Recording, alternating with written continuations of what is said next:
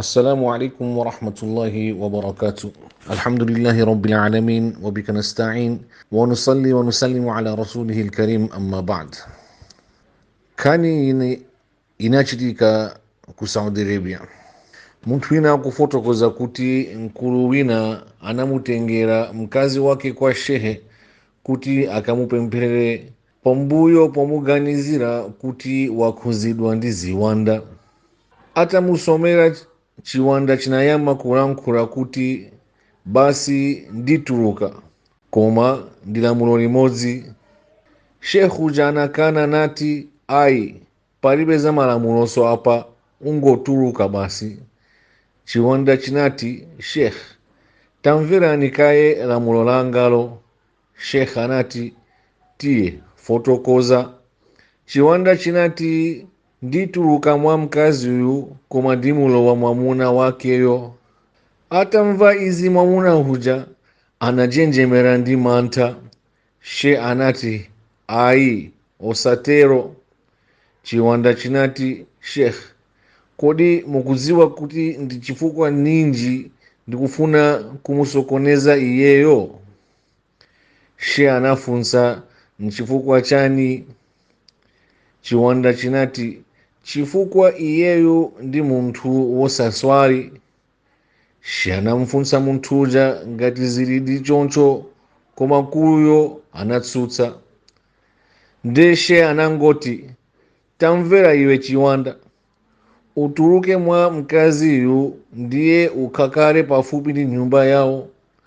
Ukaona kuti sakuswali ndiye ukamuloweno, palibe vuto. Chiwanda chinagwirizana nazo izi, ndipo anthu aja ananyamuka nakupita ku nyumba kwawo. Patadutsa masiku, mkazi uja anayimbira shehe uja foni kumuthokoza, ndipo shehe anafunsa kuti nanga mwamuna uja ali bwanji pano. Kazi anati zinthu zili bwino tsopano, kotero kuti ndi iyeyo amene akumatsekula muzikiti kamba ka kulawira kwambiri. Ndi iyeyo woyamba akupita kuzikitisa pano. Pakumva izi, she anaseka nati apatu chiwanda chatipatsa bize ndi zinthu zabwino munjira ya kulamula zabwino ndi kuletsa zoyipa. Nkhani inali yakuti panalibepo chiwanda chilichonse apa. Basi mkaziyu anangopangana ndi shehe uja kuti amuopsese mwamuna wake uyu kuti aziswali. Iye samangwirizana kapena samamva mkazi uja akamuza kipita uzikaswali, iyeyo samapanga zimenezo. Nde inali plan ya kazi uja, nde anagwirizana ndi shehe. Nde ikhani imodzi za ndale zabwino za azimayi zimenezo. Koma matsiku ano timaona kuti azimayi ambiri athu kuti amalephera kulimbikitsa azimuna awo kuti azipanga zabwino, machisanzo kupita kuzikiti kapena kupanga zintchito zabwino zimene Islam inatilamula. Koma tipeza azimayi akuakankha, akualimbisa azimuna awo kuti apite nawo pamalo oyipa, kapena ayambe kupanga zosafunikira mu Islam. Machisanzo tikumva mkazi wanga kuti ndisasunge ndevu chifukwa ndikuoneka ngati khalamba, kapena asavale sunna chifukwa anthu azikuti iwe ndi shehe, iwe wambuyo sukuziwa zinthu.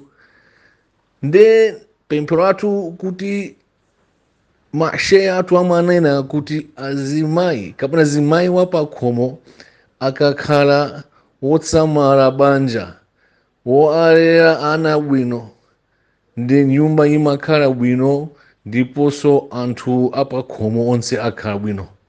Koma ngati zimayi sapanga zimenezo, akhala bize ndi zina kumathamangira ma bridal shower kapena ma baby shower kapena ma birthday kapena zinthu zopanda phindu. Nde pambuyo tiona kuti pakhomo paja ana sapemphera sakhala akusatira za chisilamu, mamuna wake so azipanga zina ndi zina, koma chipempho chachikulu kuti azimayi inuyo musinthe moyo wanu, inuyo mukhale pa khomo muwazerere ana bwino, muwalimbikitse azimuna anu bwino, kuti inshallah kutsogolo mawa pa tsiku la kiyama so Allah azanena kuti inali bwanja yabwino. Wa hadha, assalamu alaikum wa rahmatullahi wa barakatuh.